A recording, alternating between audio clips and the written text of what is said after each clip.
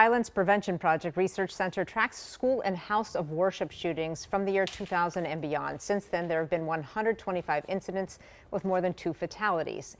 In Minnesota, there were 3 K-12 shootings since 2000. That, of course, was before the Annunciation shooting.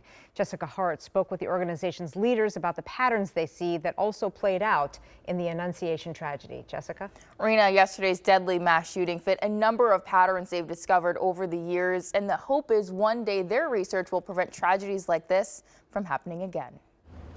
It's hard to make sense of a senseless act. The way in which it keeps repeating itself, it's heartbreaking. But 2 Minnesota professors hope they can reduce the number of senseless tragedies through research. This is violence that is preventable, and we just have to learn from the past to ensure that it doesn't keep happening again. James Densley co-founded Violence Prevention Project at Hamline University alongside Jillian Peterson. They've tracked school and house of worship shootings for 25 years and have discovered patterns. When it comes to shootings that occur in schools and in places of worship, they tend to be perpetrated with people who have a connection personally to those places. Patterns the deadly Annunciation shooting fit.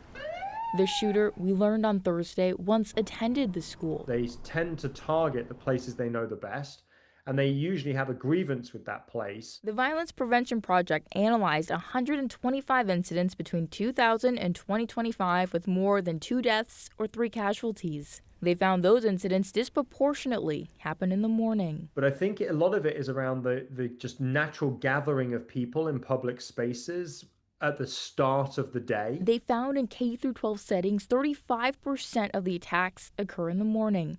For houses of worship, it's 39%. It's a final act, but you don't want anything to sort of intervene in the way from the mindset of the perpetrator. And so they do the attack in the morning. In severe incidents, they found around 15% of school shooters take their own life.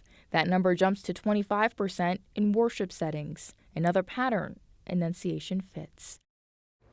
You know, this is what he does for work. He studies these types of incidents, but this one was particularly hard for him because he also has a child who's 8, so it just hit a little closer to home for him this time around. But anything they can find, though, that might prevent this from happening again, you know, thank goodness they are doing that research. Yeah, Absolutely. and I think people in our newsroom too, anyone who has kids that age, it really does hit you a little bit harder. Thank you, Jessica.